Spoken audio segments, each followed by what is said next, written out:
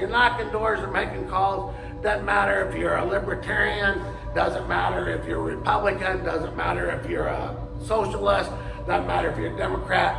The message is vote yes for yourself because you are on the ballot. So thank you very much. Next, I'd like to welcome Tim Drea. This guy is the head of our AFL-CIO here in the state of Illinois, and I'm proud to have him as our main man. Tim Drea.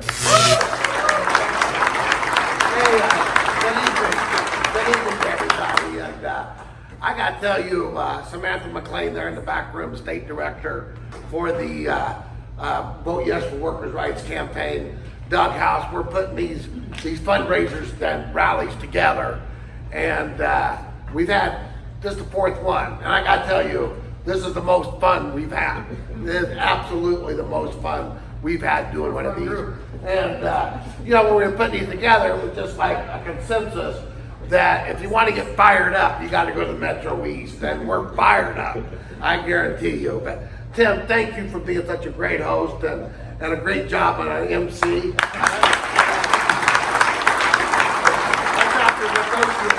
After sitting across the table until about 10:30 last night, and all today, so he's ready to get this workers' rights amendment passed, I guarantee you. Hey, you know, I know a couple people said that this is the most important election of our lifetime. I'm gonna tell you, I disagree with that statement. I disagree very, very strongly that this is the most important election of our lifetime, because this is the election of our lifetime. The election, like the big game. Listen to this. Everything's on the table for organized labor in Illinois. If we're not successful, it's going to be a hard, you know, our opponents, there are many of them, like Mother Jones said, there's a lot of people that want to drive our wages down. Like Katie Stewart said, you know, I've never seen a union contract that paid men and women differently, but the corporations sure do.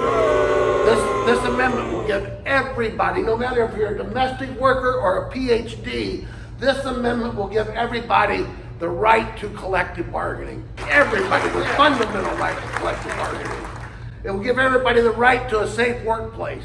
Now, you would think Illinois has been a state for 200 years. You would think somewhere down the line somebody would say, you know what, we need safe workplaces, constitutionally guaranteed. We're doing it now. Yes. No diminishment in what, you know, not what we've gained, but what our fathers and grandfathers, as Randy Harris said, Randy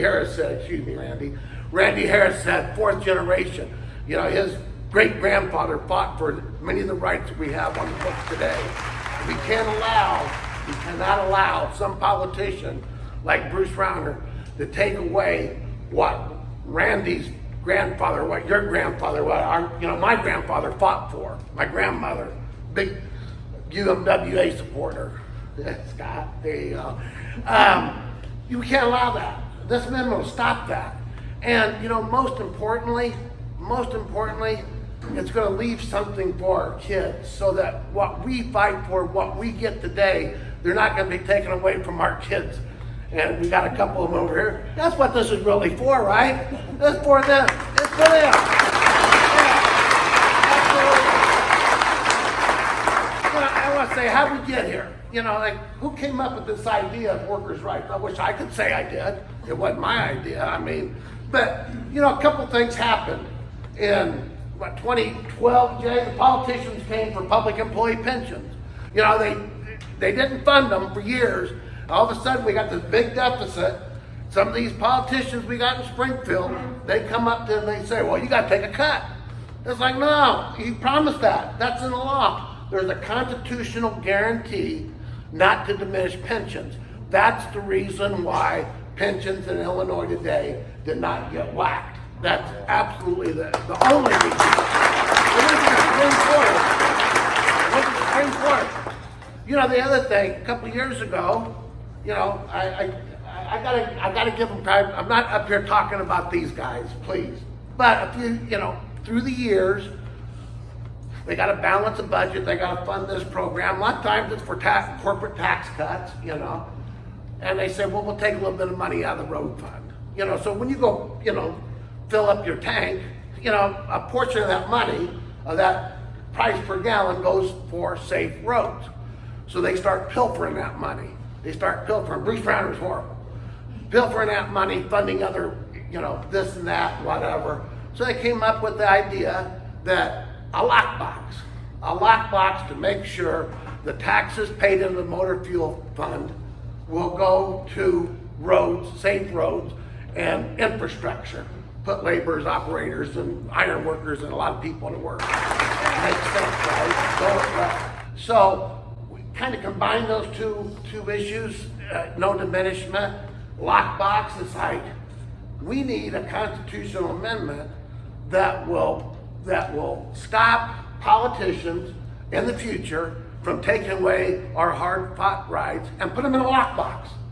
That's all this amendment really, really does. It guarantees what we have fought for, what our grandmothers and mothers and fathers and grandfathers and people before us fought for, and puts them in a box and locks them away. We got them. We got them. That's how important, and we're locking them away for these guys over here, for these three young people. Really, four, they all look young.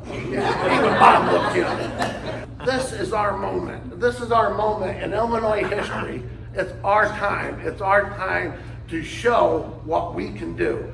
And I gotta tell you, again, we're making this fight for our future. It's our future in Illinois. The Illinois AFL-CIO, we have started a program already. We got people on the phones already. We got people starting campaign walks, release staff. I've never seen enthusiasm for an election as early as we have now. And when we get union members to go vote for this proposal, this first thing on the ballot, when we get union members to go vote for that, we're going to get them in there. We're going to say, oh yeah, vote for Chris Bart, vote for Chris Bell, vote for Jay Hoffman, vote for Katie Stewart, vote for Joe. We're going to vote, and we're going to have turnout, and hopefully we can even elect more union-friendly office holders in this state. We're going to be doing vote early. Excuse me, we're going to be doing vote early programs. It's just getting out and getting this done. That's what we have to do. We just have to get it done. So, in conclusion, I got to thank Samantha McLean again. She's done a great job running this campaign all over the state of Illinois. Doug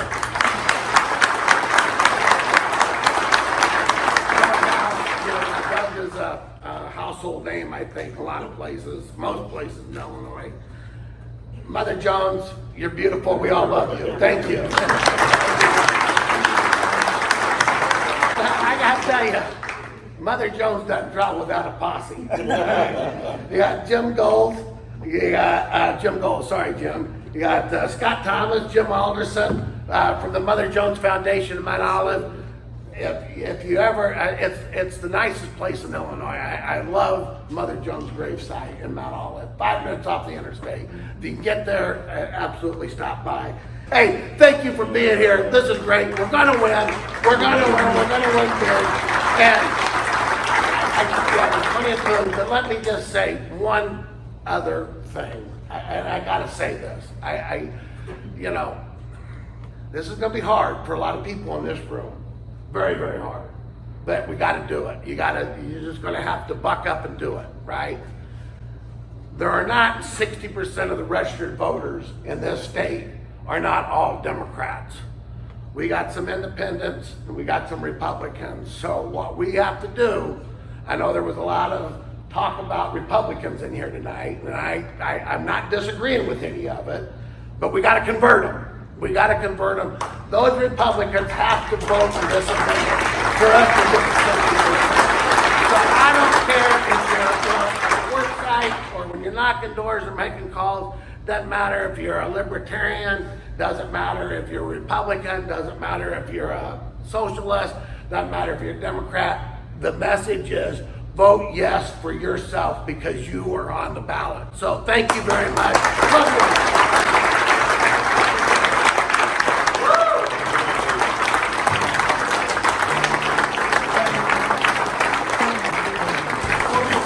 I want to thank everybody for showing up. This is a great kickoff here in the after we eat. I always want to let every politician know I got great friends in here. Anytime you want to come here and speak to our members, you're welcome. And in closing, I'd like to just say, I want to present this on behalf of Local 309 as a kickoff to the campaign, and I'd like to donate $5,000 to Local 309.